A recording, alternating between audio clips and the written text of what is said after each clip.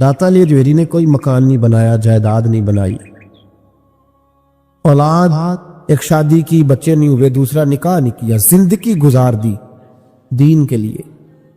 21 دن پتے کھا کے داتا صاحب کہتے ہیں میں نے گزارا کیا، اور 7 دفعہ ہندوؤں نے اتنا مارا کہ مرتا سمجھ کے چھوڑ گئے۔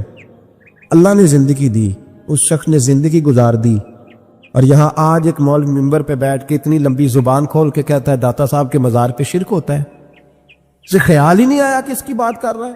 کل دن گزرا ہے ڈاکٹر اقبال کا، علامہ اقبال، معمولی آدمی نہیں، اقبال رحمت اللہ علیہ، داتا صاحب کے مزار پہ کھڑے ہو کے ادھر دیکھو سونے کا دروازہ ہے، تو وہاں اقبال کا شعر لکھا ہے۔ اقبال کہتے ہیں سید حجویر مخدوم امم، سید حجویر مخدوم امم، سید حجویر مخدوم امم۔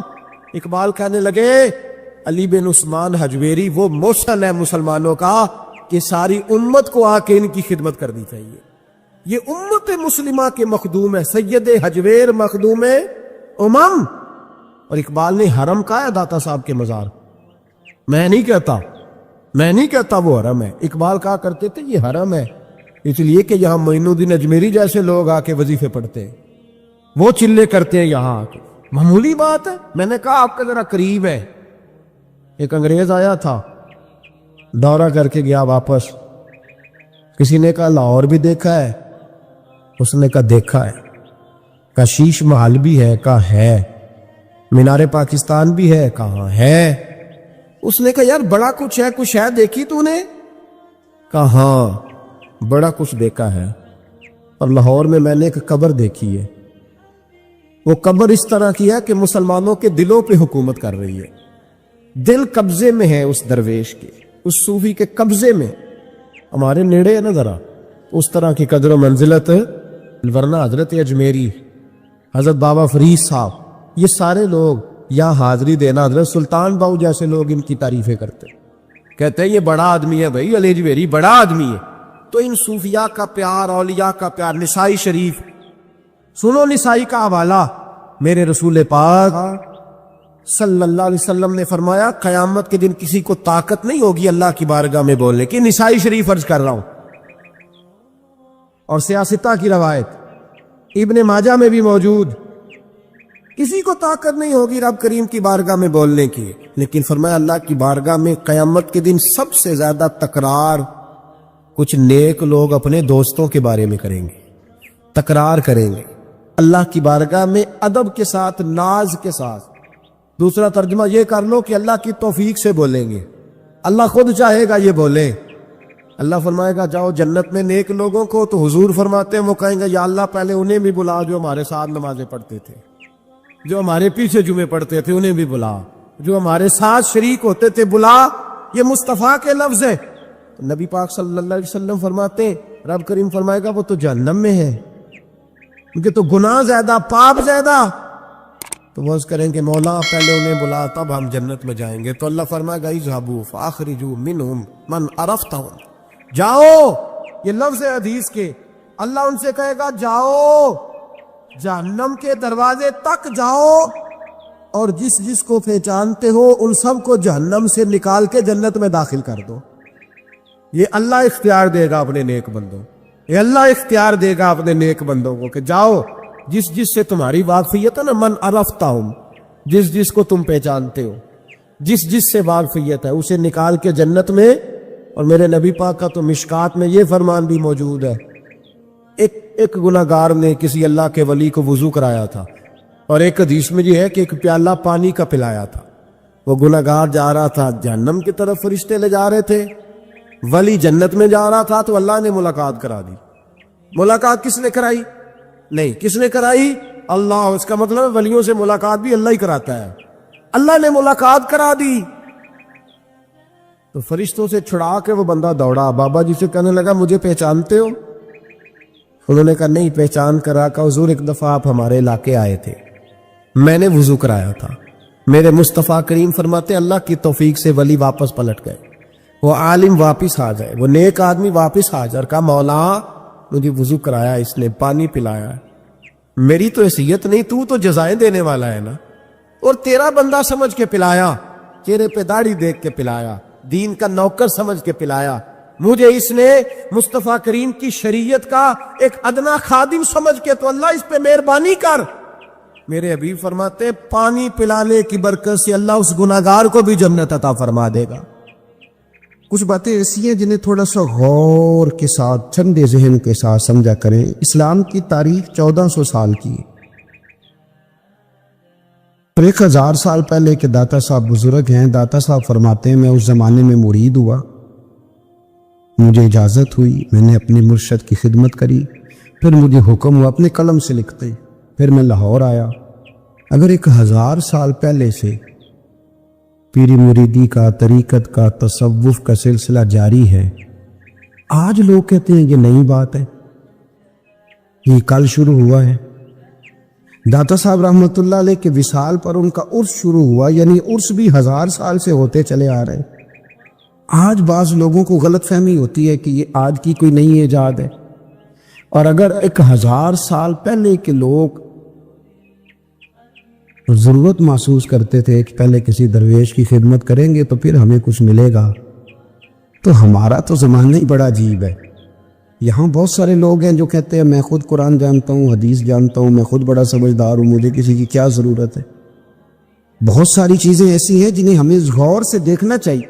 1000 سال پہلے داتا صاحب, اور پھر داتا صاحب کہتے ہیں میرا کسی عام گھرانے سے تعلق نہیں, میں مدینے والے محبوب کی اولاد ہوں, سید ہیں. اس کے باوجود ایک جگہ پہ گئے ہیں, تربیت لی ہے, پھر وہ لاہور تشریف لائے ہیں. اور داتا صاحب فرماتے ہیں کہ میں ہندوستان کے اس ایریے میں آ کے بیٹھا ہوں جہاں زندگی کی سہولیات بھی پوری میسر نہیں ہیں مجھے. لاہور 1000 سال پہلے آپ اگر اس کا نقشہ دیکھیں تو کیا نظر آئے گا آپ کو؟ جن لوگوں نے ابھی 40 سال 35 سال پہلے لاہور کو دیکھا ہے وہ بھی جانتے ہیں اس کی کیفیات کیا تھی. تو ایک 1000 سال پہلے کا لاہور جہاں داتا صاحب تشریف لائے, داتا گنج بخش علی حجویری نے وہاں بیٹھ کر قرآن و سنت کی تشریحات کی. داتا صاحب نے مسجد بنائی. اب تو لفظ داتا سے بھی بڑا اختلاف ہے لوگوں کو, حالانکہ داتا کا معنی دینے والا, اور اللہ کے جو 99 نام ہیں نا, ان 99 ناموں میں سے کوئی نام داتا ہے. ایسے لوگ کہتے ہیں یہ تو اللہ کا بھئی یہ لفظ داتا تو ویسے ہی عربی کا لفظ ہی نہیں ہے. تو آپ چیزوں کو گھسیٹ گھساٹ کے اگر لے کے نا, قرآن مجید میں آپ اپنے ماں باپ کے لیے دعا کرتے ہیں رب ارحمہما کما ربیانی صغیرا, یا اللہ ان دونوں کو بخش دے جو بچپن میں میرے رب بنے. رب ارحمہما کما ربیانی صغیرا, رب کا معنی پالنے والا. تو قرآن مجید نے تو ماں باپ کو رب کہہ دیا تو شرک ہو گیا. وہاں اللہ رب اور معنوں میں ہے, ماں باپ رب اور معنوں میں ہے. یہاں معنی پالنے والے کا ہے. ماں باپ اولاد کو پالتے ہیں نا, اصل پالنے والا کون ہے؟ اللہ. تو اب کسی نے کہا کہ ابا آپ نے مجھے پالا ہے, تو کافر ہوا کہ مسلمان ہوا؟ چھوٹی چھوٹی باتوں میں لوگ تقسیم کرتے ہیں اہل اسلام کی, یہ درست نہیں ہے. قرآن مجید نے حکم دیا کہ ان کے لیے دعا کرو ان لفظوں کے ساتھ. تو داتا کا معنی ان کا لقب ہے, یہ معروف لقب ہے ان کا, اس کا معنی دینے والا. تو بھائی اگر آپ مجھ سے کوئی 2-3 مسئلے سن لیتے ہیں, میں آپ کو دے دیتا ہوں تو شرک نہیں ہوتا. میرا استاد اگر مجھے 2-4 باتیں سکھاتا ہے تو شرک نہیں ہوتا. آپ کے اور میرے بزرگ والدین ہمیں کو 2-4 ہزار دیں, ہم ان سے مانگ لیں تو شرک, تو یہ اتنی زیادہ وہ معاملہ نہیں ہے. آپ اس کو سمجھیں. لوگ الجھاؤ پیدا کرتے ہیں, اس الجھاؤ سے بچنا چاہیے. ہم سے بندہ مسلمان تو ہوتا کوئی نہیں, لیکن ہر جمعے کو 2-4 لاکھ کو کافر ضرور کر دیتے. جانے کب مار دے کوئی مجھے کافر کر کے, شہر کا شہر مسلمان بنا بیٹھا ہے. تو اتنا سستا نہ کرے اس چیز کو, چیزوں کو سمجھیں اور غور کریں. تو داتا صاحب رحمۃ اللہ علیہ نے قرآن و سنت کی تشریحات کی. اب ایک بات میں کہنے لگا ہوں, داتا صاحب رحمۃ اللہ علیہ, بابا فرید صاحب رحمۃ اللہ علیہ, حضرت شیخ عبد القادر جیلانی غوث پاک رضی اللہ تعالیٰ عنہ, یہ وہ بزرگ نہیں ہے کہ جن کی تاریخ دفن ہے, جن کا کوئی پتہ نہیں کہاں سے آئے, کہاں گئے, کیا تھے, کیا کرتے تھے. یہ وہ اس طرح کے لوگ نہیں ہیں. ان لوگوں کا کلام اصل صورت میں آدمی دنیا میں موجود ہے. بابا فرید کی تحریریں موجود ہیں, حضرت غوث پاک کی کتابیں موجود ہیں, داتا گنج بخش علی حجویری کی کشف المحجوب شاید دنیا کی ہر زبان میں ملتی ہے. اب میں جو بات کہنے لگا ہوں اس پر غور کرنا. اگر کشف المحجوب آپ پڑھیں نا ساری, تو سب سے پہلے وہاں ملنگوں کا داخلہ بند ہوگا. کوئی ملنگ آپ کو نظر نہیں آئے گا، چونکہ داتا صاحب کی تعلیمات بالکل اس کے برعکس ہیں. فوری طور پر وہاں عورتوں کا داخلہ بند ہوگا، چونکہ داتا صاحب کی تعلیمات اس کے بالکل برعکس ہیں. میلے ٹھیلے یہ ساری چیزیں وہاں بند ہوں گی. یہ کوئی کہیں نہیں داتا صاحب نے کہا کہ پنڈی سے پیدل آنا بڑے بڑے جھنڈے اٹھا کے اور میرے مزار پہ حاضری دینا. داتا صاحب اس کے مخالف ہیں، اس لیے کہ وہ کوئی ایسی چیز تو نہیں کہ وہ دفن ہے. داتا علی اجویری کی تعلیمات تو لکھی ہوئی ہیں، کتاب موجود ہے، اور ہر چیز کا انہوں نے بیان کر دیا اس کے اندر. علم سے شروع ہوئے ہیں وہ، علم، عمل، فقر. داتا صاحب نے تو کھانے کے آداب بھی بیان کیے. داتا صاحب نے چلنے کے آداب لکھے ہیں کشف المحجوب کے. داتا صاحب نے بولنے کا شریعت میں کیا طریقہ وہ بھی بیان فرمایا. داتا صاحب نے تو کوئی ایسی چیز نہیں ہے جو آپ کہیں کہ باہر سے لے کے جانی پڑے. مسئلہ تو یہ ہے کہ یہ جو کچھ ہو رہا ہے، ایک آدمی ان کی قبر سے پھول اٹھاتا ہے اور وہ کسی کے گلے میں ڈالتا ہے تو اس کا بھی اسے 400-500 روپیہ نظرانہ چاہیے. یہ کہاں لکھا ہے داتا صاحب نے؟ کس کتاب کا حصہ ہے؟ ان کے مزار کو آپ جس مرضی چیز سے غسل دیں، اور داتا صاحب نے نہیں کہا تھا کہ سندل لے کے آنا تو میری قبر کو غسل دینا. انہوں نے کہیں نہیں کہا. کیوں زیادتی کرتے ہیں مشائخ کے ساتھ؟ میرے اعلیٰ حضرت فاضل بریلوی رضی اللہ تعالیٰ عنہ سے کسی نے پوچھا تھا، ہم بڑی لوگوں کی باتیں سنتے ہیں، مزارات پہ لوگ جاتے تھے تو نفع ہوتا تھا، اب کیا بات ہوئی؟ اب اس طرح سے ہماری دعائیں مستجاب نہیں ہوتی. تو اعلیٰ حضرت فرمانے لگے، تم بزرگوں کے مزاروں پہ غیر شرعی کام کرتے ہو، اللہ والے تم سے ناراض ہو گئے. وہ تو تم سے ناراض ہیں، وہ تمہاری سفارش کریں گے اللہ کی بارگاہ میں، وہ تو ناراض ہیں تم سے. تم وہاں جا کے جو کچھ کرتے ہو وہ ان کو راضی کرنے والا ہے کہ ناراض کرنے والا؟ تو داتا صاحب نے تعلیم، سب سے پہلے آپ نے اسبات علم کا باب باندھا ہے، اور آیت یہ لکھی ہے پہلے، انما یخشی اللہ من عبادہ العلماء. آپ فرماتے علم ہوگا تو بندہ اللہ سے ڈرے گا. اور بڑی یہ سخت بات ہے، پر داتا صاحب نے لکھی ہے، میری مجبوری ہے، تعلیمات داتا گنج بخش موضوع ہے، یہ بات کرنی پڑے گی. داتا صاحب کہتے ہیں جو بندہ بغیر علم کے فقیری کا دعویٰ کر جائے وہ اسی طرح ہے جس طرح کنویں کے گرد بیل پانی نکالنے کے لیے گھوم رہا ہوتا ہے. وہ چلتا تو رہتا ہے پر اس کی منزل کوئی بھی نہیں ہوتی، وہ گھومتا تو رہتا ہے پر اسے نتیجہ کوئی ملتا نہیں. فرماتے ہیں وہ اس بیل کی طرح ہے کہ گھومتا تو رہے گا پر کوئی منزل اسے میسر نہیں آئے گی. اگر کوئی منزل لینا چاہتا ہے تو پہلے اللہ کی کتاب پڑھے اور مدینے والے محبوب کی حدیث یاد کرے، پھر اسے منزل نصیب ہوگی، ورنہ اس کے لیے کوئی رستہ تعین ہو سکتا. اور داتا صاحب نے پھر حدیث لکھی نبی کریم علیہ السلام کی. فرماتے کچھ علم حاصل نہیں کرتے، کچھ علم لیتے ہیں پر اس سے نفع نہیں لیتے، پتہ ہوتا ہے پر عمل نہیں کرتے. آپ نے حدیث لکھی ہے، نبی کریم علیہ السلام نے فرمایا، اللہم انی اعوذ بک من العلم لا ینفع. اے اللہ میں اس علم سے تیری پناہ مانگتا ہوں جو علم تو ہو پر اس سے نفع نہ اٹھایا جا سکے، جو علم تو ہو پر اس پر عمل نہ ہو. داتا صاحب رحمۃ اللہ علیہ فرماتے علم ہمیشہ اس لیے سیکھنا کہ اللہ تبارک و تعالیٰ تمہیں اس کا نفع عطا کرے. اور پھر آگے بڑھتے ہیں تو آپ فرماتے ہیں جب علم سیکھ لو تو پھر نہ اللہ رسول سے عشق کرنا. فرماتے ہیں پھر نمازیں پڑھنا آسان ہو جائے گا، روزے رکھنا آسان ہو جائے گا، قرآن مجید پڑھنا آسان، محبت کرنا. اور آپ نے مثال دی، جہاں بھی کوئی بات سمجھاتے ہیں ایک مثال دیتے ہیں. مثال دی، فرمانے لگے حضرت عبداللہ ابن مبارک رحمۃ اللہ تعالیٰ علیہ فرماتے ہیں میں شروع میں ایک عورت پہ عاشق ہو گیا تھا. سمجھانے کے لیے بات کرتے، عاشق ہو گیا تھا ایک عورت پہ. تو میں نے عشاء کی نماز اس کے محلے میں جا کے پڑھی. میرا مذہبی گھرانے سے تعلق تھا، نماز میں پڑھتا تھا. تو امام صاحب جو تھے نا، یہ داتا صاحب نے لکھا ہے کشف المحجوب، امام صاحب نے نا آیات ذرا لمبی پڑھی. میرے دل میں خیال آیا کہ مولانا آپ تو فارغ ہیں تو ہمیں تو اور بھی کام ہے. تو کہتے ہیں نماز سے فارغ ہو کے میں اس کے گھر کے چکر لگاتا تھا، ساری رات گھومتا رہتا تھا. وہ چند لمحوں کے لیے چھت پہ آتی تھی، دو ایک بات کرتی تھی، چلی جاتی تھی. حد یہ ہے کہ مجھے کبھی اس پہ غصہ بھی نہیں آیا اور اس کا انتظار کر کے کبھی میں تھکا بھی.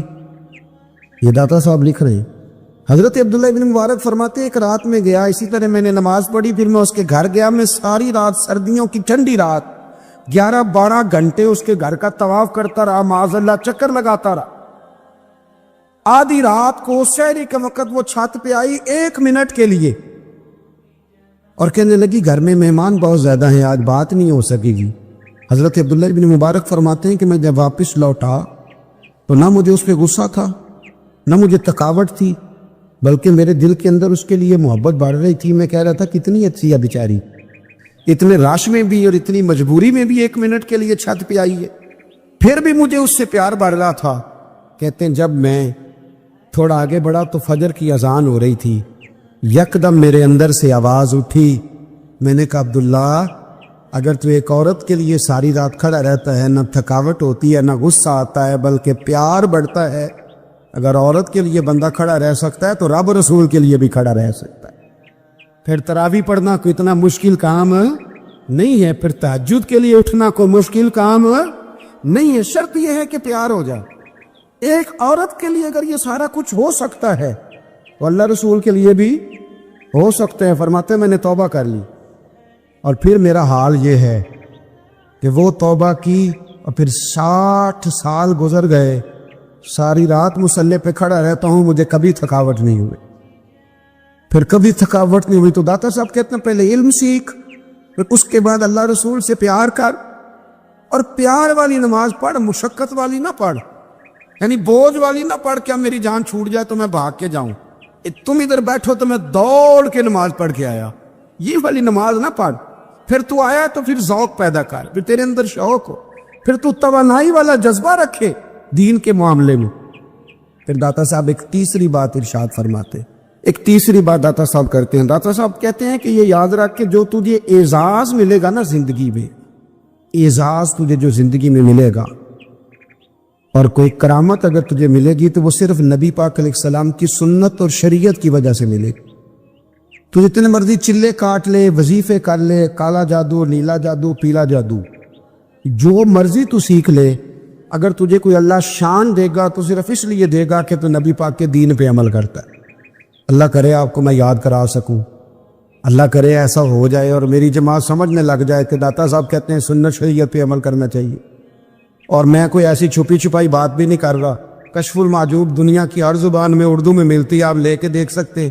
داتا صاحب فرماتے ہیں اعزاز جو تمہیں ملے گا نا، اگر شان چاہتے ہو، وہ ہمارے نا بہت سارے ایسے لوگ ہیں جو کہتے ہیں کوئی ایسی چیز ہاتھ لگے، اعلیٰ دین کا چراغ ایسے گھسایا جائے اور فوری طور پہ پیر صاحب نے کہہ دیا تو ریل پیل ہو گئی پیسوں کی، تو میں کہتا ہوں یہ تو دین کا مزاج ہی نہیں، یہ تو دین کی طبیعت ہے ہی نہیں، یہ تو ذوق ہی نہیں دین کا، یہ طبیعت ہی نہیں، مزاج ہی نہیں۔ میرے عزیز داتا علی اجمیری رحمۃ اللہ علیہ فرماتے تو سنت پہ عمل کر، شریعت پہ عمل کر۔ اللہ کا قرآن کہتا ہے قل ان کنتم تحبون اللہ فاتبعونی یحببکم اللہ، فرمایا اللہ کا قرآن کہتا ہے کہ جب تو نبی کریم کی غلامی کرے گا نا تو اللہ خود تمہیں اپنا محبوب بنا لے گا، اللہ خود تمہیں اپنا محبوب بنا لے گا، تو اور کیا چاہیے۔ داتا صاحب نے ایک بزرگ کی بات لکھی ہے جو تابعی ہیں، تابعی اس کو کہتے ہیں جو صحابہ کے شاگرد ہوتے ہیں۔ ایک بزرگ کی بات لکھی جو تابعی ہیں، وہ فرماتے ہیں کہ ان بزرگوں کا طریقہ یہ تھا کہ وہ لوگوں سے چھپ کے نا پہاڑ کے پیچھے عبادت کرتے تھے، اور پوزیشن ان کی یہ تھی کہ کسی سے ملتے نہیں تھے، بالخصوص فجر کی نماز سے لے کر عصر کی نماز تک بکریاں رکھی ہوئی تھیں، ان کو چراتے رہتے تھے فرات کے کنارے اور نفل پڑھتے رہتے تھے۔ اس وقت کو ملنے بھی نہیں آتا تھا۔ ایک شخص بڑی دور سے ان کی شہرت سن کے آیا، میں نے تو ملنا ہے۔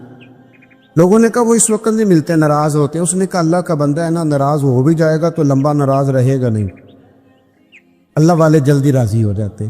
پہنچ گئے، اب وہ بابا جی نماز پڑھ رہے تھے تو کہتے میں نے عجیب منظر دیکھا کہ بابا جی فرات کے کنارے نماز پڑھ رہے ہیں اور ایک بھیڑیا ان کی بکریوں کی حفاظت کر رہا۔ کہتے میں حیران رہ گیا کہ بھیڑیا تو بکریاں کھایا کرتا ہے اور یہاں چرا رہا ہے۔ کہتے میں جب گیا تو بابا جی نوافل میں مشغول تھے، مجھے دیکھ کے کہنے لگے اس وقت کیوں آئے؟ میں نے کہا حضور اگر آئے گیا ہوں تو پھر مہربانی کرے قبول فرما لے۔ میں بیٹھ گیا تو میں نے کہا حضور یہ بھیڑیا بکریاں چرا رہا ہے، بھیڑیا اور بکریے کی صلح کب سے ہو گئی؟ تو فرماتے ہیں لمبی تقریر نہیں، ہلکا سا جملہ، فرمانے لگے جب سے بکریوں کے مالک نے رب سے صلح کر لی ہے نا، تب سے بھیڑیوں نے بھی بکریوں سے صلح کر لی ہے۔ بکریوں کے مالک نے رب سے صلح کر لی، گناہ چھوڑ دیے، اس کی فرما برداری میں آ، اب پھر اسے بکریاں چلانے کی ضرورت نہیں رہی، بکریاں نہ اب بھیڑیا چراتا ہے۔ کہتے ہیں میرے اوپر کپ کپی طاری ہو گئی بزرگوں کی بات سن کے، اور مجھے پیاس لگی اور خواہش آئی کہ پتہ نہیں اب بابا جی کچھ کھلائیں پلائیں گے بھی کہ نہیں، بابا جی کچھ کھلائیں گے بھی کہ نہیں۔ کہتے میرے دل میں خیال تھا تو بزرگوں نے نا ایک لکڑی کا پیالہ، ان کے پاس وہ غار میں بیٹھے تھے تو ایک چھوٹا سا پتھر تھا، اس کی ڈھلان بنی ہوئی، بابا جی نے اس کے نیچے لکڑی کا پیالہ رکھا، وہ رکھا ہی تھا تو وہ دودھ سے بھر گیا۔ کہتے انہوں نے مجھے دیا تو ٹھنڈا اور میٹھا دودھ، میری طبیعت خوش ہو گئی۔ بابا جی نے دوبارہ وہی پیالہ اسی جگہ رکھا تو شہد سے بھر گیا۔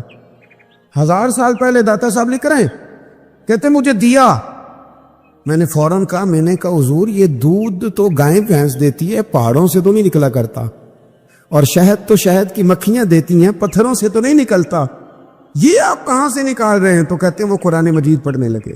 وَإِذِ مُوسَىٰ لِقَوْمِهِ، جب موسیٰ کی قوم نے ان سے پانی مانگا، فرمانے لگے موسیٰ کی نافرمان قوم پانی مانگے، حضرت موسیٰ پتھر پہ ڈنڈا مارے تو اللہ وہاں سے 12 چشمے جاری کر دے۔ جو رب حضرت موسیٰ کی نافرمان قوم کے لیے پتھر اور پہاڑوں سے چشمے نکال دیتا ہے نا، وہ محمد عربی کے غلاموں کے لیے پتھر اور پہاڑوں سے دودھ اور شہد بھی نکال دیا کرتا ہے۔ وہ بزرگ کہنے لگے بس بات یہ ہے کہ آج بھی ہو اگر ابراہیم کا ایمان پیدا تو آگ کر سکتی ہے اندازے کلیستاں پیدا۔ کہنے لگا حضور پہ میرے لیے بھی دعا کریں۔ آپ فرمانے لگے پھر دعا، تو دعا نہ کرا تو مدینے والے کی غلامی شروع کر، تو نبی کریم کی غلامی شروع کر، تو رسول پاک کی غلامی شروع کر۔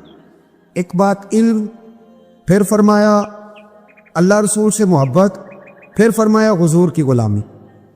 اس سے سارے مکاشفات کھلیں گے، اس سے سارے مشاہدات کھلیں گے، اسی سے کرامتیں ملیں گی، اسی سے مقبولیت ہوگی، اسی سے اللہ نبی کی بارگاہ میں درجہ ملے گا۔ پھر داتا صاحب آگے بڑھتے فرماتے ہیں فقر بھوکے رہنے کا نام نہیں، پورا باپ بند ہے داتا صاحب۔ اور کیا بات ہے، کئی دفعہ میں نے کشف المعجوب پڑھی، کئی دفعہ پڑھی، اللہ جانتا ہے، لیکن جب پڑھتے ہیں نا کوئی نہ کوئی نئی بات ہی ملتی ہے۔ داتا صاحب نے نا حضرت ابوبکر صدیق کا ایک قول لکھا ہے۔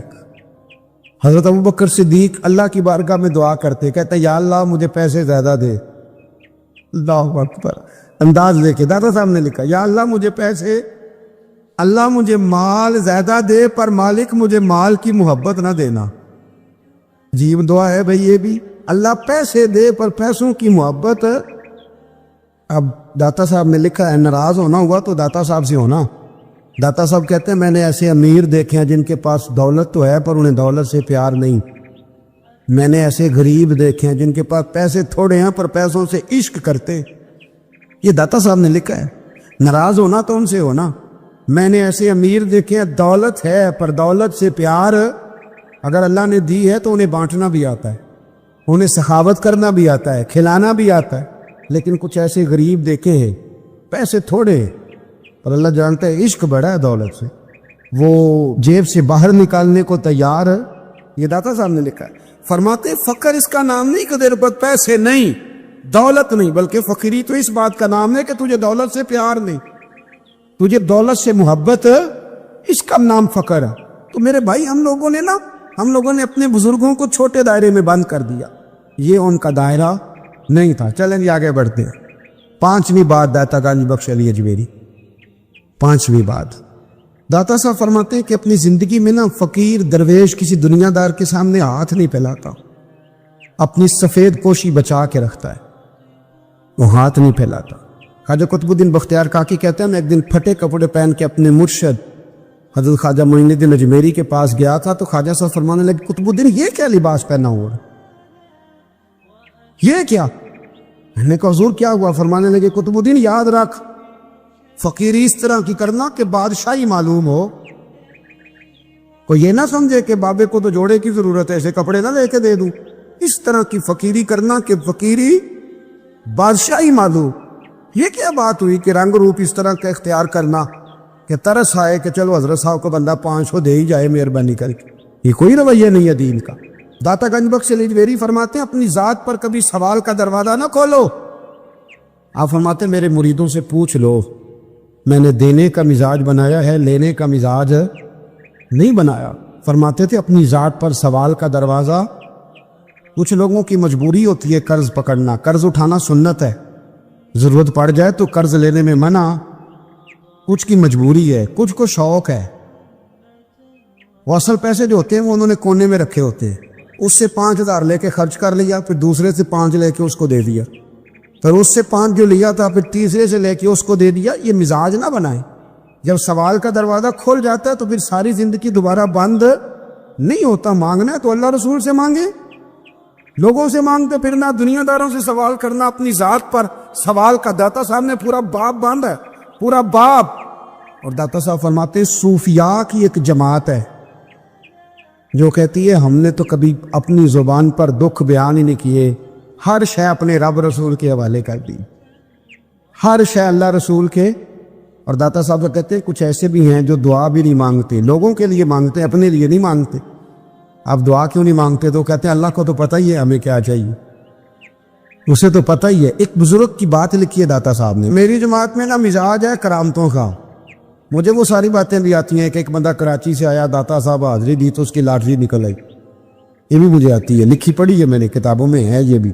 یہ ساری باتیں نا آتی ہیں کرامتوں میں، بڑی ساری چیزیں لوگ بیان کرتے ہیں کہ میں وہاں آیا اور میں نے حاضری دی تو موج لگ گئی، یہ ساری باتیں آتی ہیں۔ ہمارے پرانے بزرگ اور بھی قصے سنایا کرتے تھے، ساری ہمیں چیزوں کا پتہ، پر جو عنوان ہے نا وہ حضرت شیخ ابو نور کہتے ہیں کہ ایک بندہ داتا صاحب کے مزار پہ گھوم رہا تھا، داتا 10 روپے دے، 10 روپے دے، 10 روپے دے، تو ایک بندہ بڑی دیر سے اسے دیکھ رہا تھا، وہ کہنے لگا داتا نے تجھے کیا دینا ہے، ادھر آ، میں دوں۔ اس نے 10 دیے، بندہ بڑا حسین تھا، ہنس پڑا، کہنے لگا داتا تیرے بھی صدقے جاؤں۔ دلانے لگا تو منکر سے ہی دلوا دیے، جو نہیں مانتا اسی سے دلوا دیے۔ وہ بڑا پریشان ہوا، میں اور چکر میں تھا، اس نے میرے اوپر ہی جڑ دی ہے بات، کہنے لگا داتا تیرے صدقے جاؤں۔ تو یہ ساری باتیں کتابوں میں موجود ہیں، لوگوں نے اپنے اپنے مشاہدات جو جس کے ساتھ پیش آیا اس نے بیان کیے ہیں۔ بہت ساری باتیں قابل بیان ہیں، پر جو عنوان ہے میں اس پہ رہنا چاہتا ہوں۔ داتا صاحب رحمۃ اللہ علیہ فرماتے ہیں ہماری تعلیمات ہیں کہ اپنے دکھ درد دنیا داروں سے بیان نہیں کر دے، سوال کا دروازہ لوگوں کے سامنے کھولنا، اللہ والوں سے کہیں گے کبھی کہنا ہوگا تو دنیا داروں سے کہنا۔ کہتے ہیں کہ شیخ احمد نام کے بزرگ تھے، ساری زندگی کسی کو کام نہیں بتایا، ساری زندگی بڑی مشکلات آئیں، پر کبھی اپنی ذات پر سوال کا دروازہ نہیں کھولا۔ ایک ایسی مشکل آئی کہ جو حل ہی نہیں ہوتی تھی، کسی نے ان پر کوئی الزام لگا دیا۔ ابو مسلم نام کا ایک بادشاہ تھا، اس کی حکومت تھی، اس نے پکڑ کے قید میں ڈال دیا۔ اب قید میں ہیں، جرم لگ گیا ہے، فرد جرم عائد ہو گئی ہے، جیل میں ہیں۔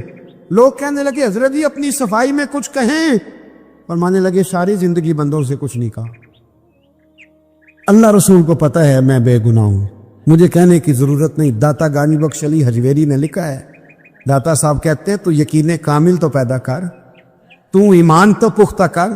داتا صاحب کہتے ہیں وہ ابو مسلم جو بادشاہ تھا وہ نیک آدمی تھا، اسے رات کو خواب میں نبی کریم کی زیارت نصیب ہوئی،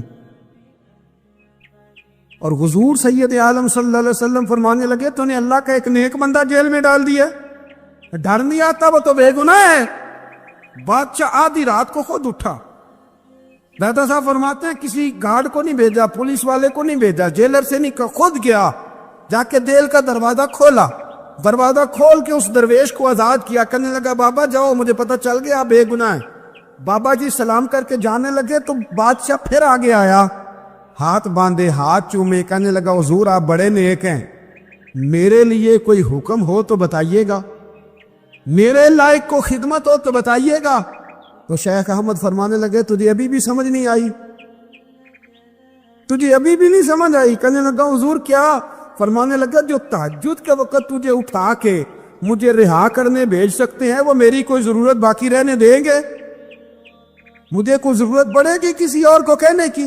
اصل میں ہماری طبیعت ہے، ہم نے بندوں سے دل لگا لیا ہے، دل اللہ رسول سے لگاؤ، اگر کسی بندے سے لگانا تو اس سے لگاؤ جو اللہ والا ہو۔ آپ فرماتے ہیں کہ اپنی ساری خواہشات اپنے رب رسول سے، آپ فرماتے ہیں کہ اگر اللہ کے حوالے اپنی خواہشات کر دو گے تو رب تمہیں نا عام لوگوں سے زیادہ عطا کرے گا، عام لوگوں سے۔ اور پھر داتا صاحب نے آگے جا کے ایک چھٹی بات لکھی ہے، दाता साहब फरमाते हैं अगर तू चाहता है ना रब जल्दी राजी हो जाए, फिर अल्लाह की मखलूक से मोहब्बत करनी शुरू कर दे। अगर तू चाहता है कि रब राजी नहीं सिर्फ जल्दी राजी हो, फिर अल्लाह की मखलूक से प्यार का। अल्लाह खुद दाता साहब अपनी बात करते हैं, कहते हैं मैं दरियाए रावी से गुजर रहा था, ये एक और जगह आपकी सीरत में लिखा है, ये कशफुल माजूब में नहीं है। रावी से गुजर रहे थे तो दाता साहब ने अक्सर टेंड करा के रखते थे। कई बुजुर्ग हैं जो सर पे बाल नहीं रखते, टेंड कराई हुई थी तो कश्ती में गुजर रहे थे तो सामने से कुछ नौजवान भी कश्ती में आ रहे थे, तो आपने ना सर से कपड़ा उठाया, जब सर पे खुजली कर रहे थे ना, ये वाकया और बुजुर्गों के बारे में भी किताबों में आता है, दाता साहब के बारे में भी आता। सर पे जब खुजली की ना तो बच्चों ने टेंड देखी तो एक कहने लगा जरा देखो बाबे का सर कैसे चमक रहा है। एक ने मजाक किया और बाकी हंसने लगे, फबतियां कसने लगे। ये अच्छी बात नहीं होती, ये बुजुर्गों के बारे में ये रवैया अल्लाह को नापसंद है। अब वो मजाक उड़ा रहे हैं तो दाता साहब के साथ मुरीद थे, जलाल में कहने लगे हुजूर बद दुआ करे इनके लिए, ऋण ना लाए कि ये कोई तरीका है। दाता साहब कहने लगे कर दूं, कमजोर कर दे। मुरीद कहते हैं दाता साहब ने हाथ उठाए तो हमारा ख्याल था अब ये डूब के मर जाएंगे, तो दाता साहब ने हाथ उठा के पता क्या फरमा, कहा ऐ अल्लाह ये जिस तरह अब हंस रहे हैं ना, इन्हें हमेशा हंसता ही रखना। अल्लाह इन बच्चों को हमेशा हंसता ही रखना, ये बेचारे कभी रोए नहीं, उनको हंसता ही रखना। अल्लाह अकबर। ये दुआ मांगते मांगते ना किनारा आ गया। दाता साहब भी किनारे पे उतरे तो वो नौजवान भी पीछे आ गए, आके आपके पैरों में बैठे माफी मांगने लगे, कहने लगे हुजूर माफ कर दे। फरमाया एक शर्त है। वो कौन सी? फरमाया रोज पढ़ने आया करोगे। मैं कहा हुजूर आया करेंगे। शेख आपके खलीफा हैं, वो फरमाते हैं कि अजीब है, मैं उनके डूबने की दुआ करा रहा था और मंजर ये बना कि उन्होंने तौबा कर ली, दाता साहब से पढ़ने लगे, कोई शेखुल हदीस बन गया, कोई शेखुल कुरान बन गया। गौसे आजम की करामात का तो ये हाल है कि मुल्ला अली कारी कहते हैं तवातुर है करामतों में, और कहते हैं लिखते वक्त सोचते हैं कौन सी लिखे कौन सी छोड़े, कौन सी लिखे। और एक ईसाई मुसलमान दोनों झगड़ा कर रहे हैं, गौसे आजम गुजर रहे हैं, झगड़ा हो रहा है। ईसाई मुसलमान से कहता है हमारे नबी ईसा अलैहिस्सलाम ने मुर्दे जिंदा किए, तुम्हारे नबी ने भी को किया तो बताओ। मुसलमान पढ़ा हुआ नहीं था, हालांकि नबी पाक ने बड़े मुर्दे जिंदा किए, पढ़ा नहीं था, बता न सका। गौसे आजम के कान में आवाज गई तो जाके ईसाई का बाजू पकड़ के झंझोड़ा, फरमाने लगे क्या कहा तुमने, मेरे मुस्तफा ने मुर्दे जिंदे किया तो बताओ। फरमाया तो नबी पाक की छोड़, मैं गुलामों का गुलाम हूं, मैं गुलामों का गुलाम हूं, मुझे बता कौन सा मुर्दा जिंदा करना। तू छोड़ हुजूर की बात ना कर, मैं गुलामों का गुलाम हूं, मुझे बता कौन सा मुर्दा जिंदा करना है।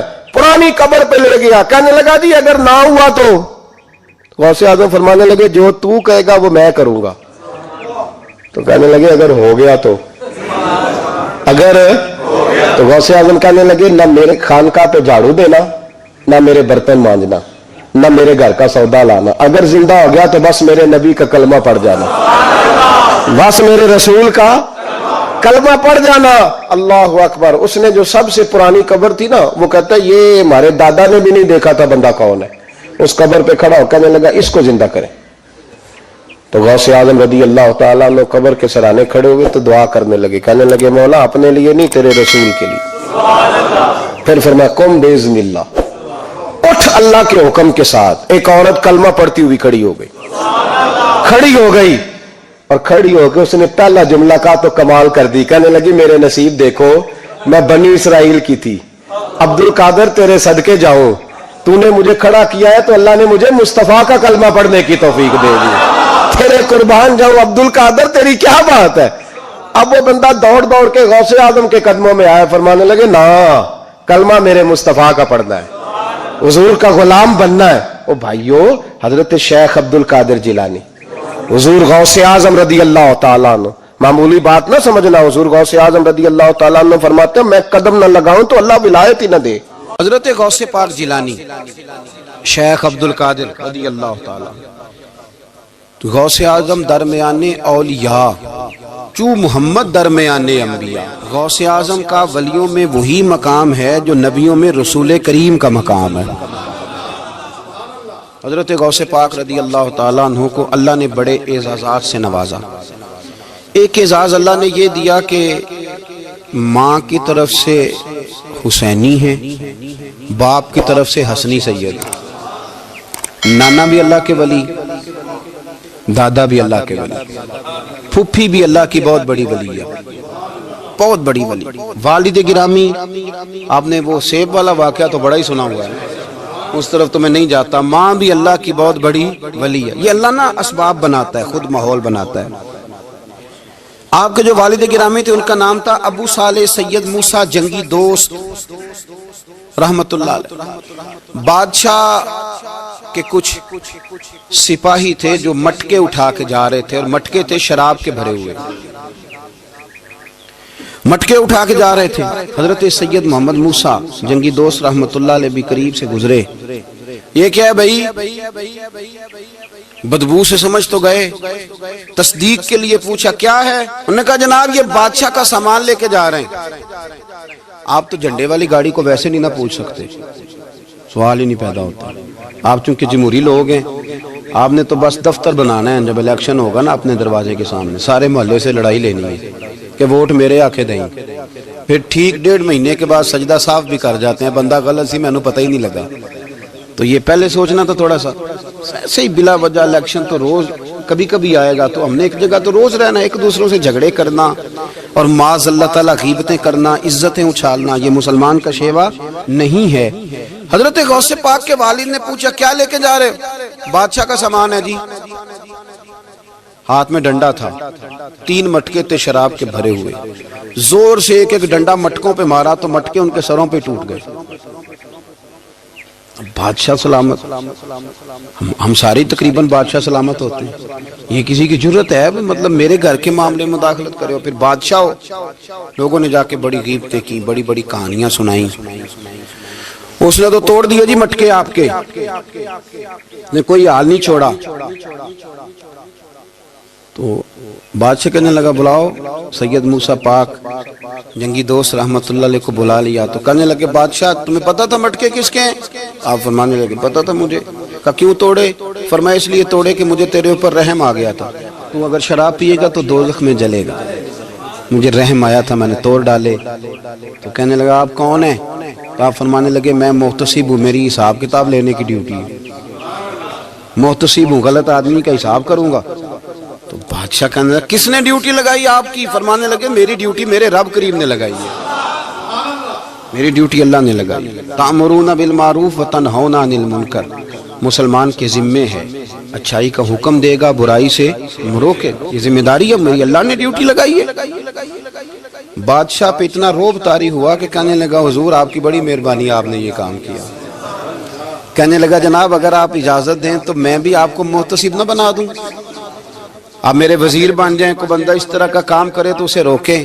تو آپ فرمانے لگے نہیں، تو اپنی نوکری سنبھال کے رکھ، جسے اللہ ڈیوٹی پہ لگائے اسے پھر بندوں کی ڈیوٹیاں نہیں کرنی چاہیے۔ یہ اعزاز اللہ نے انہیں دیا، یہ شان رب کریم نے عطا فرمائی۔ ان کے صاحبزادے تھے حضرت غوث پاک جیلانی رضی اللہ تعالی عنہ۔ اللہ تعالیٰ نے جب کسی شخص سے کام لینا ہوتا ہے تو اللہ اس کے لیے اسباب بھی خود ہی پیدا کر دیتا ہے۔ علامہ اقبال اپنے استاد کی بڑی قدر کرتے تھے، شمس العلماء کی۔ تو ایک دن حضرت شمس العلماء سے کہنے لگے استاد جی آپ کی مہربانی سے پڑھ گیا ہوں۔ تو فرمانے لگے پتر تیری کلاس میں تو 250 لڑکا تھا، میری مہربانی تو سب پہ تھی، پر سارے تو اقبال نہیں نہ بنے۔ فرمانے لگے تیرے اندر بھی کوئی خوبی تھی، اس کی وجہ سے اللہ نے تجھے یہ اعزاز، کوئی تھی کوئی چیز تیرے اندر بھی۔ اللہ تعالیٰ جب کسی بندے کو نوازتا ہے نا تو بندہ بھی محنت کرتا ہے، لیکن اس کی محنت سے زیادہ اللہ کے فضل کا دخل ہوتا ہے۔ تو بندے کئی دفعہ کہنے لگ جاتے ہیں بڑی مشقت کی، بڑی محنت کی، کچھ بھی نہیں ہوتا، زیادہ اللہ کے فضل کا انحصار ہوتا ہے۔ رب جیسے چاہتا ہے ویسے فیصلے دیتا ہے۔ آپ فرماتے ہیں کہ میں چھوٹا سا تھا، والد انتقال کر گئے، والدہ تھی میری اور ہم 2 بھائی تھے۔ فرماتے ہیں بچے کھیلنے کے لیے نکلے تو میں بھی ان کے پیچھے کھیلنے نکل گیا۔ ایک بیل بچوں کے قابو آ گیا، تو بچوں کے قابو کو چیز آ جائے تو پھر وہ اس کا جو حال ہوتا ہے وہ تو ہمیں پتہ ہی، ہم سارے بچے رہ چکے ہیں۔ تو کہتے ہیں وہ بیل قابو آ گیا، کوئی اس کے کان چھیڑتا، کوئی اس کی دم چھیڑتا، کوئی اس کے سینگ چھیڑتا، کوئی کسی جگہ سے اسے تنگ کرتا۔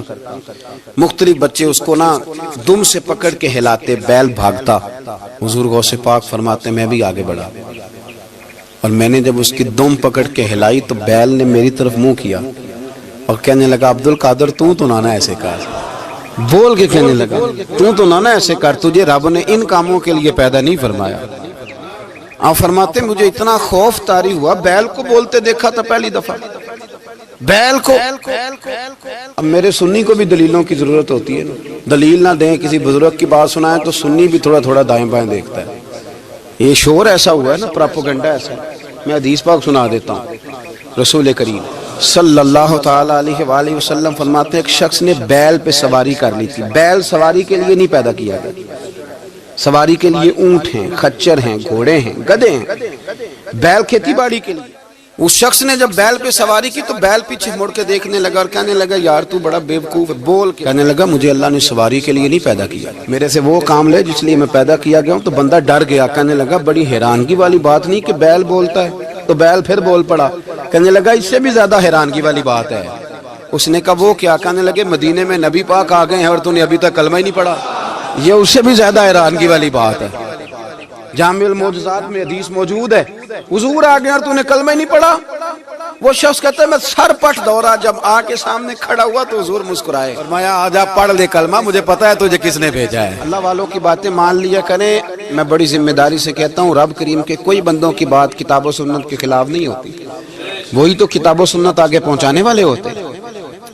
تو حضور غوث پاک فرماتے ہیں میں وہ ڈر کے گھر آیا، جب گھر پہنچا تو میرے کانوں میں آواز آ رہی تھی لبیک اللہم لبیک لبیک لا شریک لک لبیک۔ فرماتے میں چھت پہ چڑھا اور میں نے جیلان میں اپنی چھت پہ کھڑے ہو کے دیکھا، تم حج کے دن تھے، میری سیدھی نظر میدان عرفات پہ گئی، لوگ میدان عرفات میں بیٹھ کے لبیک لبیک پڑھ رہے تھے۔ پہلے میں وہاں سے ڈر کے آیا، پھر چھت سے ڈر کے نیچے اترا، ماں کو ساری بات بتائی تو کہتی میری ماں کہنے لگی بیٹے جب تو پیدا ہونے والا تھا تو مجھے بڑی بشارتیں ملتی۔ فرماتے ہیں ماں نے نا کھولا بکسا صندوق تو 80 دینار نکالے، فرمایا پتر تم 2 بھائی ہو اور تمہارا باپ کل جاگیر 80 دینار چھوڑ گیا، 80 40 تمہارے 40 تمہارے بھائی کے۔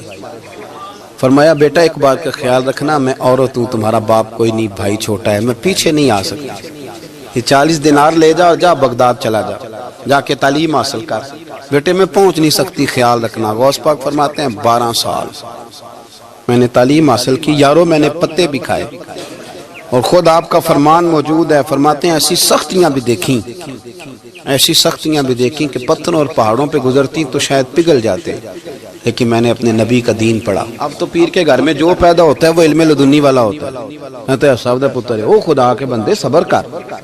اگر غوث پاک حسنی حسینی سید ہو کے باقاعدہ پھٹی پہ بیٹھ کے پڑھتے ہیں، تو کس پیر کا مرید ہو گیا جسے علم ہی کوئی نہیں، جو جاہل آدمی ہے؟ یہ ضروری ہے، علوم دینیاں ضروری ہیں، اس کے بغیر کام نہیں چلتا۔ اور غوث پاک رضی اللہ تعالیٰ عنہ کی آپ پوری زندگی پڑھ کے دیکھ لیں، غوث پاک تمام اولیاء کے امام ہیں، ساری زندگی۔ غوث اعظم سے کسی نے پوچھا آپ نے سب سے زیادہ دین کا کام کس طرح کیا، تو فرماتے ہیں تقریر کے ذریعے۔ اب تقریر کرنے والا مولوی ہوتا ہے اور تویز دینے والا، سبحان اللہ۔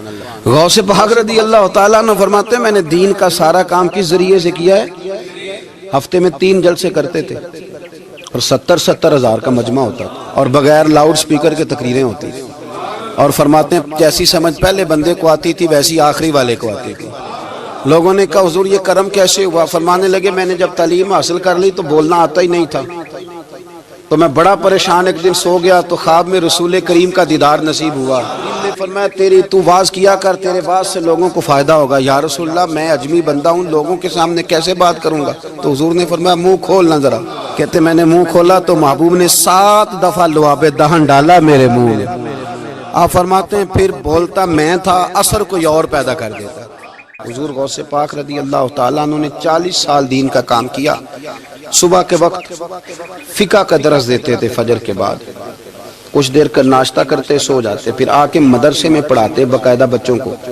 غوث پاک رضی اللہ تعالیٰ عنہ کی سیرت پر آپ ساری کتابیں پڑھ لیں، ساری کتابیں لو، میں نے بھی بڑا ہی دعویٰ کر دیا، یعنی ساری کتابیں جتنی اب تک چھپی ہوئی ہیں ساری پڑھ لو، کہیں نہیں ملے گا کہ ہم غوث پاک کے آستانے پہ گئے۔ غوث پاک کسی بندے نے یہ نہیں کہا ہم غوث پاک کے آستانے پہ گئے، غوث پاک کے دربار پہ گئے، سب نے یہی لکھا ہے کہ ہم حضور غوث پاک کے مدرسے میں گئے. ہمارے نا مدرسوں میں سبق تقسیم ہوتے ہیں. سال جب شروع ہوتا ہے نا تو سبق تقسیم ہوتے ہیں. ہمارے مدرسے میں بھی تقسیم کرتے ہیں ہمارے مولانا. آپ حدیث پاک پڑھائیں گے، فلانا استاد منطق پڑھائے گا، فلانا فلسفہ پڑھائے گا، فلانا یہ سبق تقسیم ہوتا ہے، فلانا قرآن، فلانا حدیث، فلاں فقہ. تو غوث اعظم کے مدرسے کے جو ناظم تعلیمات تھے وہ کہنے لگے حضور سبق بانٹنا ہے تو آپ کو کون کون سے سبق دے دیں، کون کون سا پیریڈ پڑھائیں گے؟ تو آپ فرمانے لگے نہیں، پیریڈ رہنے دو. حضور پھر فرمایا اس طرح کرو، لائق بچے تم رکھ لو اور نلائق سارے مجھے دے دو، میں جانوں اور نلائق جانے. نلائق سارے میرے. غوث پاک رضی اللہ تعالیٰ نلائق سارے رکھ لیے، کند ذہن. اور حضور غوث پاک ان کو اسباق پڑھایا کرتے، ان پر محنت کرتے.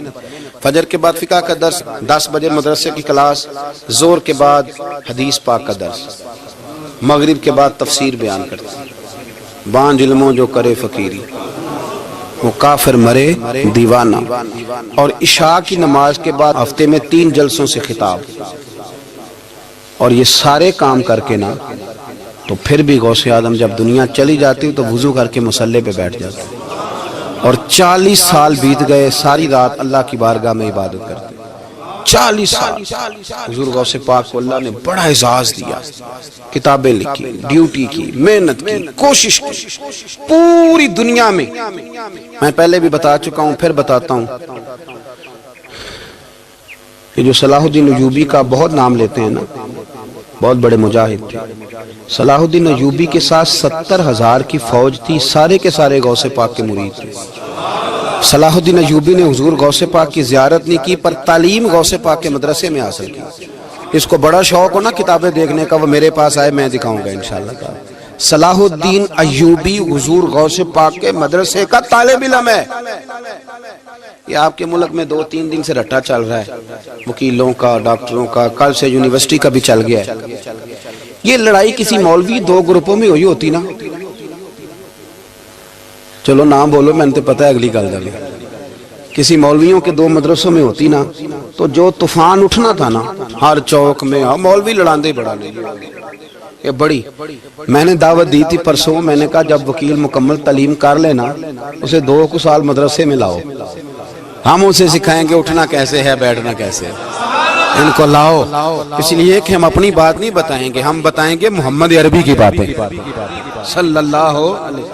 مہربانی کرو، مجھے کوئی شکوہ نہیں ان سے، کوئی کسی قسم کا نہیں. اس لیے کہ ہمارے ملک میں نا احتجاج کا کلچر پرموٹ کیا گیا، ہم نے یہ ماحول بنا کے دیا ہے سڑک بلاک کرنے کا. یہ ہمارے قریب ایک گاؤں ہے تو روز ڈکیتیاں ہوتی تھی، بچہ بھی قتل، پولیس والے سنتے ہی نہیں تھے. ان بیچاروں نے روڈ بلاک کیا تو سب صحیح ہو گیا، اسی وقت سارا کچھ ہو گیا. اب پہرے داری بھی لگتی ہے، اب جناب چوکیاں بھی قائم ہو گئی، سب کچھ ہو رہا ہے. مزاج بنا دیا ہم نے. یہ عدم برداشت ہے، یہ کلچر خطرناک ہے، یہ کلچر تباہ کرے. وکیل کوئی غیر نہیں، ہمارے اپنے بھائی ہیں. کون ہے وہ؟ ڈاکٹر کون ہے؟ ہمارے اپنے. یہ جو بچے یونیورسٹی میں لڑے کون ہے؟ ہمارے اپنے. ہم ان کو کاٹ کے نہیں پھینک سکتے، یہ کوئی دوسرے لوگ نہیں. سب کو ضرورت ہے ایک دوسرے کی، لیکن خدا را مہربانی کرو معاشرے میں برداشت کا کلچر پیدا کرو، سکون کا کلچر پیدا کرو، سہنا سیکھو. سنو ایک بات کرتا ہوں، اللہ کرے کہ میں سمجھا سکوں. سارے فیصلے خود نہ کرو. اگر تمہیں نظر آئے نا کہ آپ کے ساتھ کہیں ناانصافی بھی ہو رہی ہے تو ساری عدالتیں دنیا میں نہیں لگنی، ایک قیامت میں بھی لگنی ہے. ہاں امام حسن کو زہر دے دیا گیا تو امام حسین کہنے لگے بھائی بتاؤ کس نے دیا ہے؟ فرمایا حسین اگر وہی وہ نہیں جس پر مجھے شک ہے تو میں کسی آدمی کا بلا وجہ تمہیں نام کیوں بتا دوں؟ کہا پھر بھائی آپ اشارہ تو نہیں بتا دیں؟ تو فرمایا حسین اگر وہی ہے نا جس پر مجھے شک ہے تو پھر بھی میں نے فیصلہ اپنے رب پہ چھوڑ دیا. فرمایا میرے رب سے زیادہ بہتر فیصلے کرنے والا کوئی موجود؟ کچھ فیصلے اللہ پہ چھوڑ دیں. آپ یقین کریں آپ کو بڑا ہی مزہ آئے گا، آپ کو سکون آئے گا زندگی میں. کچھ فیصلے اللہ پہ چھوڑو، برداشت کا کلچر پرموٹ کریں اس وطن کے اندر. یہ بڑا پیارا ملک ہے، اس میں برداشت کا کلچر پیدا کریں. وکیل کو ہر وقت ڈاکٹر کی ضرورت، ڈاکٹر کو ہر وقت وکیل کی ضرورت ہے. ہم ایک دوسرے کے بغیر دیکھیں نا، میں نے آئین بھی رکھا ہوا ہے پاکستان کا، لیکن اس کے باوجود کوئی مسئلہ بن جائے تو میں کسی وکیل صاحب کو فون کرتا ہوں. میرے دوست ہے، میں پوچھتا ہوں کہ یار یہ مسئلہ ہے، اس کا کیا حل ہے؟ ہم مل کے رہتے ہیں معاشرے میں، برداشت کے کلچر کو پروموٹ کریں، پیار کریں، محبت بانٹیں، یہ وطن ہے، اس کو مل کے سنواریں گے تو انشاءاللہ تعالی یہ رسول اللہ کے دین کا قلعہ بنے گا بڑا مضبوط۔ اس سے پیار کریں، مثبت غلط بات ہے تو اس کو آپ سمجھائیں، اس پر تبلیغ کریں، لیکن یہ نہ کریں کہ آپ عدم برداشت کا ماحول پیدا کریں۔ حضور غوث پاک رضی اللہ تعالیٰ عنہ دین کا کام۔ ایک بات، اللہ والوں کے پاس لوگ دعاؤں کے لیے جاتے ہیں، کیوں جاتے ہیں؟ سنو، میرے ساتھ ایک شخص رہتا ہے، صبح سے شام تک میری ڈیوٹی کرتا ہے، نوکری کرتا ہے، خدمت کرتا ہے، گاڑی چلاتا ہے، یہ کرتا ہے، وہ کرتا ہے۔ ایک صاحب ہیں جو 3 سال کے بعد ملتے ہیں، پھر وہ جو 3 سال کے بعد ملتے ہیں وہ شکوہ کرتے ہیں کہ پیر صاحب اس کی بات زیادہ مانتے ہیں۔ تو پیر صاحب اب کدھر جائیں؟ یہ سارا دن پیر صاحب کی مانتا ہے۔ نہیں سمجھ آ رہی ہے آپ کو بات؟ یہ مزاج ہے نا جی۔ ایک بندہ سارا دن دنیا داری کرے، مال کمائے، پتہ نہیں جھوٹ بولے، بڑا کچھ کرے، اور ایک اللہ کا ولی جو اپنا بنائے کچھ نہ، سارا دن رسول اللہ کی باتیں کرے، سارا دن اللہ کے دین کی خدمت کرے، اور بھائی وہ جب ہاتھ اٹھاتا ہے نا تو پھر اللہ اس کی بات کو قبول کرتا ہے۔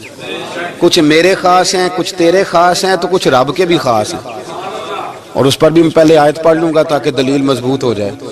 اللہ فرماتے ہیں واللہ یختص برحمتہ من یشاء، فرمایا میں نے کچھ بندوں کو اپنی رحمت سے اپنا خاص بنا لیا۔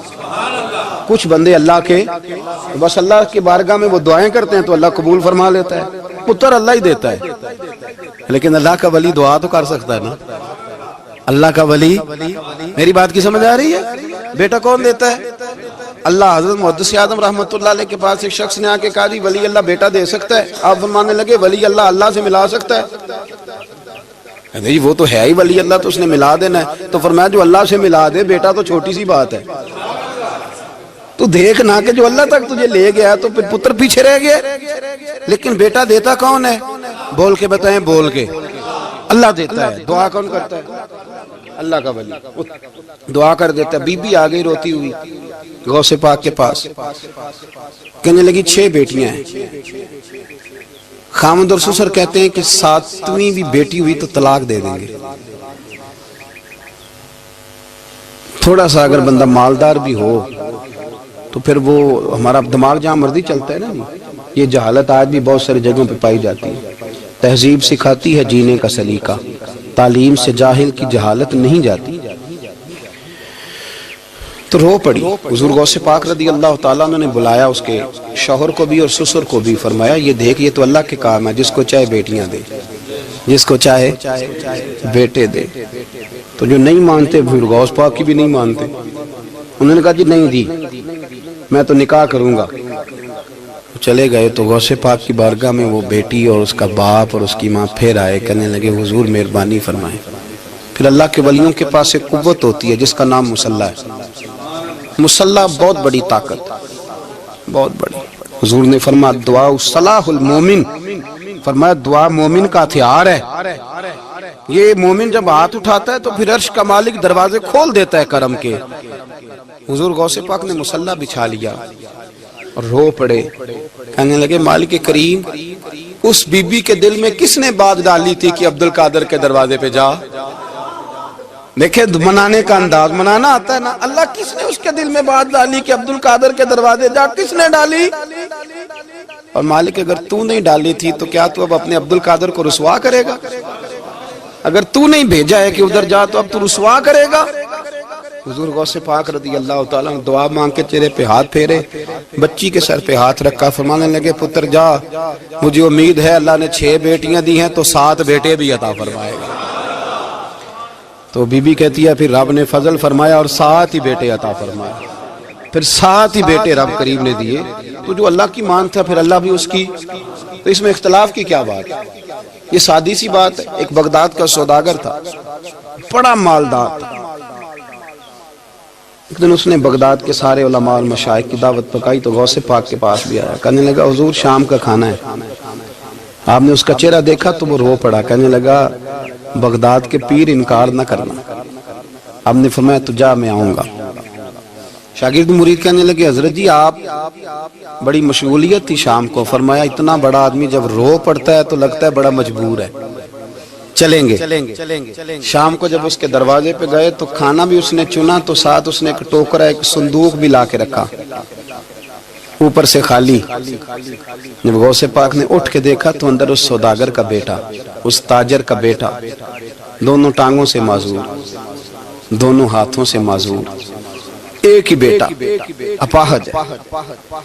وہ تاجر رو پڑا, کہنے لگا حضور بڑی دنیا جانتی ہے, بڑا مال ہے, پر جب تنہا بیٹھتا ہوں تو کھول کے روتا ہوں. وہ بے نیاز ہے نا, ساری زندگی کے بعد ایک بیٹا دیا تو وہ بھی اپاہج ہے. حضور بال سفید ہو گئے, لوگوں کی اولاد بڑھاپے کا سہارا بنتی ہے, میں بوڑھے وقت میں اس کو اٹھا کے پیشاب پخانے کے لیے لے کے جاتا ہوں. بغداد کے عبد القادر سنا ہے جب تو دعا مانگتا ہے تو رب قبول فرما لیتا ہے, تو مہربانی فرما اگر میرا پتر ٹھیک ہو جائے, میرا زور کوئی نہیں مالک, بے نیاز ہی بڑا ہے, اگر مہربانی ہو جائے. تو غوث پاک نے پھر مصلی بچھایا, مصلی بچھا کے کہنے لگے مالک تو اپنے بندوں کے دل میری طرف کیوں موڑتا ہے, اور اگر موڑتا ہے تو پھر رحمت کی نظر فرما, بندہ نوازی فرما. ایک باپ اتنے رو رو کے آنسو بہا رہا ہے تو کرم نوازی فرما. حضور غوث پاک نے ابھی چہرے پر ہاتھ نہیں پھیرے کہ بچہ اللہ اکبر کہتا ہوا صندوق سے باہر نکل آیا. اللہ تبارک و تعالیٰ نے نا ہمارے محبوب کریم علیہ السلام کو دنیا میں بھیجا تو فرمایا یا ایھا الناس قد جاءکم برہان من ربکم, اے لوگو تمہارے پاس تمہارے رب کی دلیل آ گئی. اللہ تبارک و تعالیٰ نے محبوب پاک علیہ السلام کو سراپا دلیل بنا کے بھیجا. باقی انبیاء کرام علیہم السلام کے پاس بھی اپنی نبوت کے دلائل کے طور پر بے شمار معجزات تھے, اور حضور کریم علیہ السلام کے تو پورے وجود کو ہی اللہ نے معجزہ بنائے. اور نبی پاک صلی اللہ تعالیٰ علیہ وآلہ وسلم کی نبوت کی دلیلیں, حضور کے رسالت کے مستحکم دلائل جگہ جگہ آپ کو ملیں گے. سب سے پہلی چیز تو یہ سمجھنے والی ہے کہ نبی پاک علیہ السلام نے جس چیز کو سب سے پہلے اپنی نبوت کی دلیل کے طور پر بیان فرمایا وہ حضور کا کردار ہے, سیرت ہے, عمل ہے, حضور کا لوگوں کے ساتھ رویہ ہے. نبی پاک علیہ السلام کی تبلیغ کے 3 دور ہیں.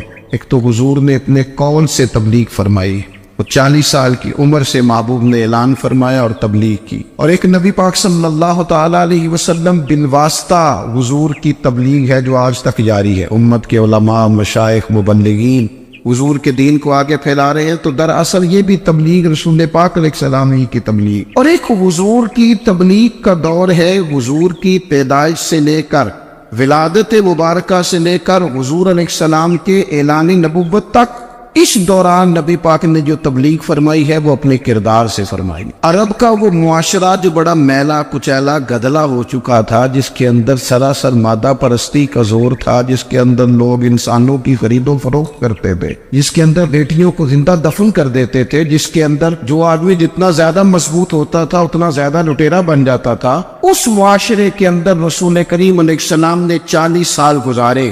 اور اس طرح گزارے کہ جو بیگانے بھی تھے وہ بھی کہا کرتے تھے یہ صادق ہے, یہ امین ہے. اور جب حضور نے اعلان نبوت کیا تو فرمایا, یہ قرآن مجید کے لفظ ہیں, فرمایا فَقَدْ لَبِثْتُ فِيكُمْ عُمَرًا مِّن قَبْلِهِ أَفَلَا تَعْقِلُونَ, میں تمہارے بیچ عمر کا ایک حصہ گزار چکا ہوں, تمہیں عقل نہیں ہے, شعور نہیں ہے.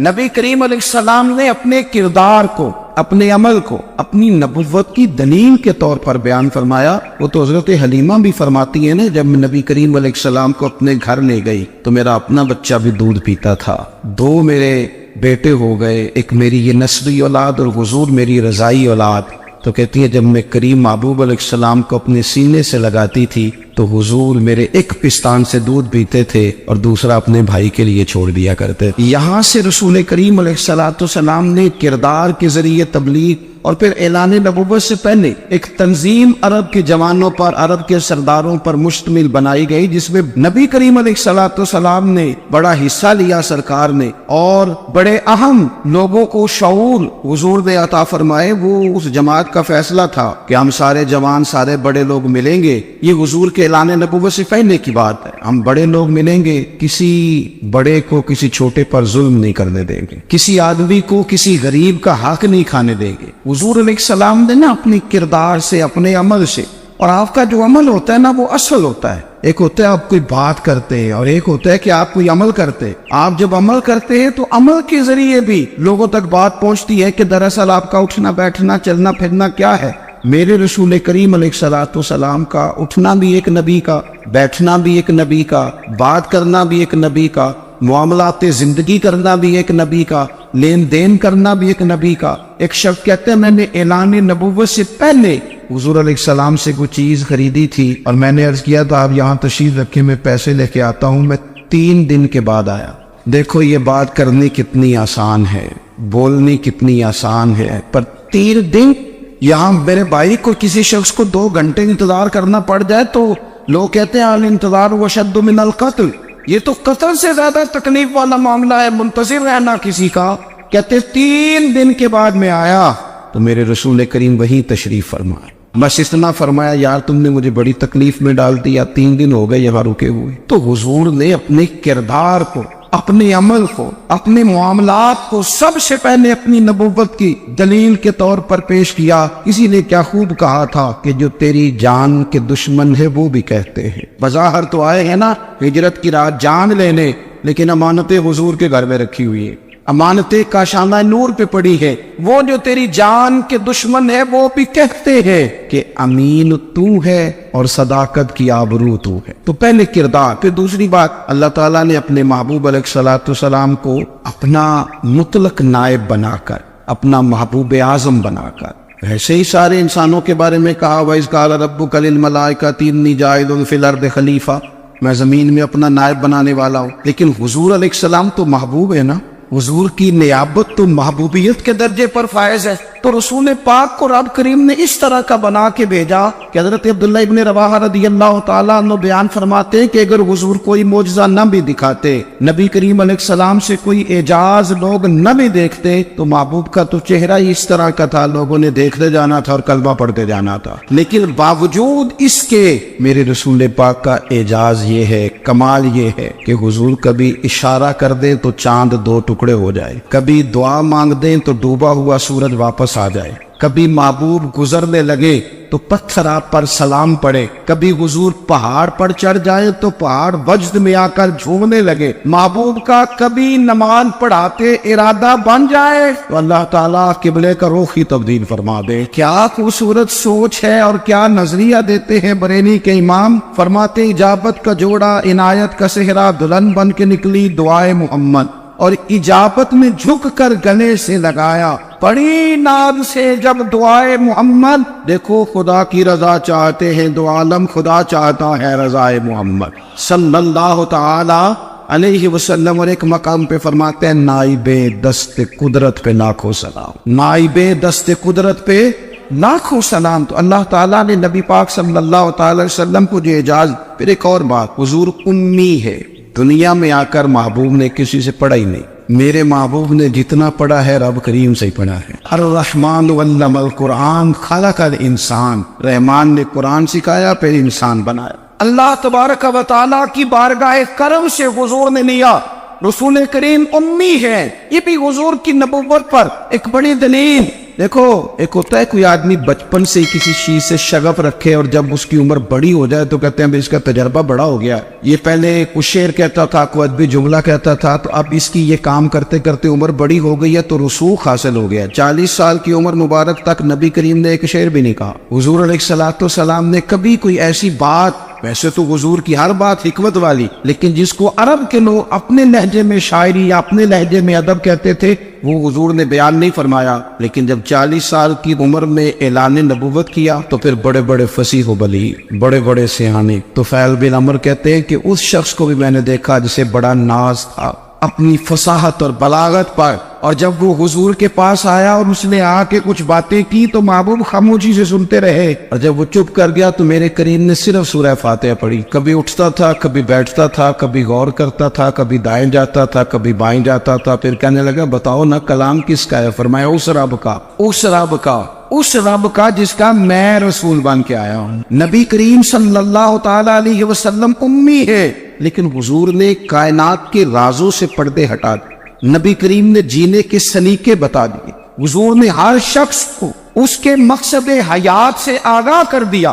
نبی کریم علیہ السلام نے وہ فلسفہ حیات بیان کیا کہ لوگوں کو صرف جینے میں ہی مزہ نہیں آیا، مرنے میں بھی مزہ آنے لگا۔ لوگ آگے بڑھ بڑھ کے جانیں پیش کرنے لگے، اپنی اولادیں قربان کر، جو فلسفیوں سے کھل نہ سکا اور نکتہ بروں سے حل نہ ہوا، وہ راز ایک طیبہ والے نے بتلا دیا چند اشاروں میں۔ محبوب کریم امی ہیں، لیکن حضور نے اس طرح دنیا کو سکھایا، اس طرح دنیا کو پڑھایا، اس طرح حضور نے علم کے چراغ اور دیپ روشن کیے کہ قیامت تک جسے روشنی ملے گی نا، اسے صرف دروازہ مصطفیٰ سے ملے گی، اسے رسول کریم علیہ السلام کے در دولت سے ملے۔ کچھ لوگوں نے کہا کہ اپنے پاس سے آیات بنا کے لاتے، اپنے گھر میں بیٹھ کے دعوے کر لینا تو کوئی مشکل کام نہیں نہ ہوتا، سارے لوگ ہی کر لیتے۔ بلکہ وہ ہمارے ایک بزرگ کہا کرتے تھے، خیالی پلاؤ پکائیے کہ وہ کدے بھی کاٹ نہ پائیے، کیونکہ کون سا پیسوں کا ڈالنا ہے، وہ زیادہ ڈالیں، اور زیادہ ڈالیں۔ بہت سارے لوگ ہیں آج بھی، کچھ لبرل ہیں بیچارے، کچھ